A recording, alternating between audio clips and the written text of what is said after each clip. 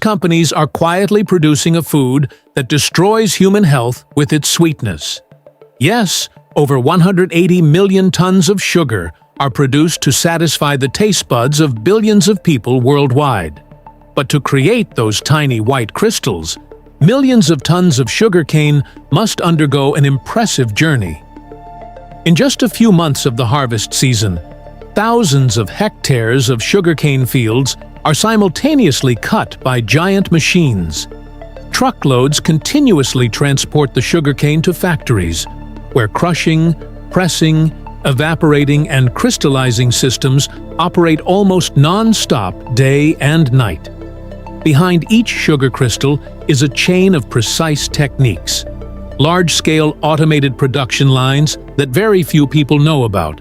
So what really happens inside those factories?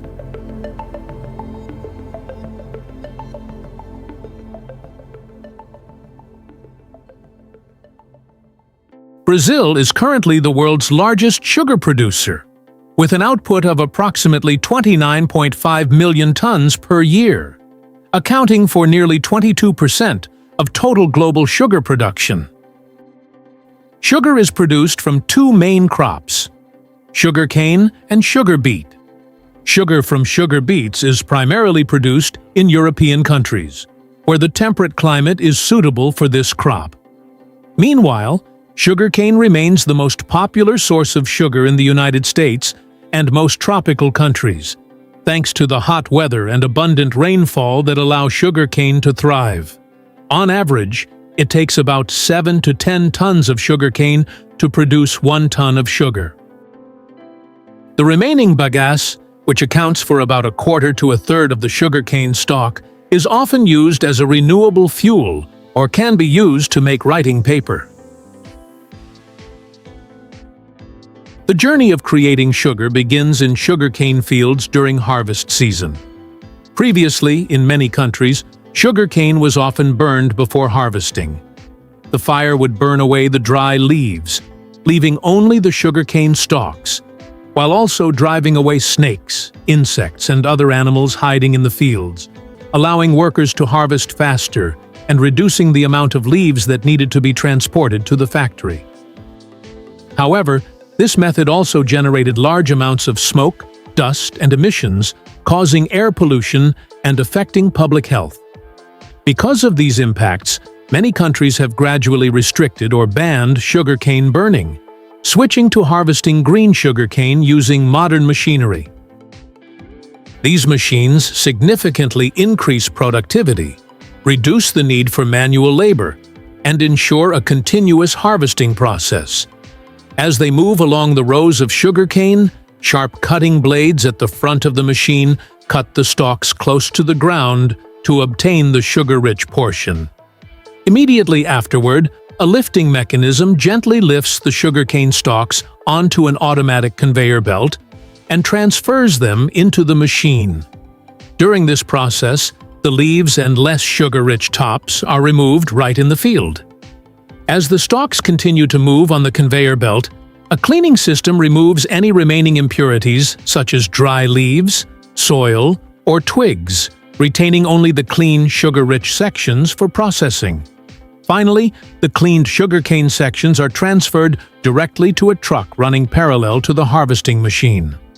The truck moves at the same speed as the machine, ensuring the sugarcane is evenly dumped into the container without interrupting the harvesting process or causing material loss. Once the trucks are full, they quickly move to the staging area next to the railway to unload the sugarcane onto freight cars. From there, thousands of tons of sugarcane are continuously transported to the sugar processing plant, ensuring that the raw material is processed as soon as possible after harvesting to minimize the loss of natural sugars in the sugarcane stalks. Typically, sugarcane is transported by train in Australia, where the railway system is quite developed, while in other countries, it is mainly transported directly by truck. Long train cars line up and enter the factory. Upon arrival at the receiving point, the train cars rotate to unload the sugarcane onto a conveyor belt system, officially starting the sugar production line. The whole sugarcane stalks are first passed through a high-speed rotating cutting system to chop them into smaller pieces. The smaller and more uniformly the sugarcane is cut, the more efficient the juicing process in subsequent stages, resulting in more sugar recovery and less residual sugar in the bagasse. After being cut into small sections, the sugarcane is fed into a high-capacity pressing system to extract the juice. Here, heavy steel rollers crush and press the sugarcane stalks to maximize juice recovery. This system typically consists of multiple roller sets arranged in series. After each pressing, the bagasse is transferred to the next roller set to further extract any remaining juice, improving sugar recovery efficiency and minimizing sugar loss from the remaining fiber. After the pressing process, the resulting sugarcane juice contains approximately 75% water, 15% sucrose, and the remainder consists of other components such as fine fiber, plant residue, and natural impurities. After the bagasse is separated from the sugarcane juice, a conveyor system collects the remaining fiber after the pressing process and transports it out of the pressing area. Thanks to this mechanism, bagasse is removed efficiently, ensuring continuous operation of the production line and optimizing the recovery process. Raw sugarcane juice, after pressing, still contains many impurities such as dust, plant fibers, sand, and microorganisms. To purify it, lime is added to the juice. The lime reacts with the remaining acids, causing the impurities to clump together into larger flocks. The mixture is then transferred to a settling tank, where the solid impurities slowly sink to the bottom under the influence of gravity, while the purified sugarcane juice continues to flow to the next processing stages. The cleaned sugarcane juice is then fed into a concentration system, where the water is gradually evaporated to form a higher concentration sugar solution. This evaporation process typically lasts 2 to 3 hours at temperatures around 110–130 °C, transforming the sugarcane juice from a dilute solution into a thicker syrup. As the water continues to evaporate, the sugar solution gradually turns pale yellow and becomes thicker and more viscous due to the increasing sugar concentration from 20% to 70%. The concentrated sugar solution is transferred to a vacuum crystallization vessel, where the remaining water is continuously removed to further thicken the solution. When the solution reaches saturation, meaning it contains too much sugar to dissolve further, a very small amount of ultrafine sugar crystals, called starter crystals, is added to stimulate the crystallization process. Instead of sudden cooling, the temperature and pressure inside the vessel are carefully controlled so that the sugar crystals form slowly and grow evenly, avoiding clumping together. Over time, the crystals grow larger and gradually settle to the bottom of the vessel. After crystallization, the sugar crystals are still surrounded by a layer of molasses, giving them a brown color. To separate this molasses, the mixture is passed through a centrifuge. Inside the centrifuge, the drum rotates at approximately 1,500 revolutions per minute.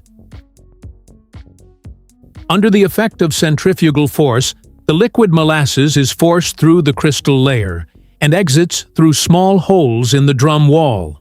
Meanwhile, the larger sugar crystals are retained inside the drum, creating a layer of sugar that has been almost completely separated from the molasses.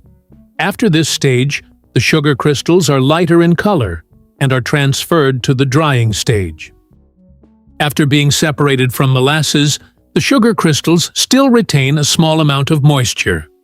Therefore, they are put into a hot air drying system at a temperature of about 80 degrees Celsius to remove the remaining water. The rotary drying system is designed to dry the sugar gently, preventing the crystals from melting or clumping together. The drying process usually lasts from 30 to 60 minutes, until the sugar reaches the standard moisture content.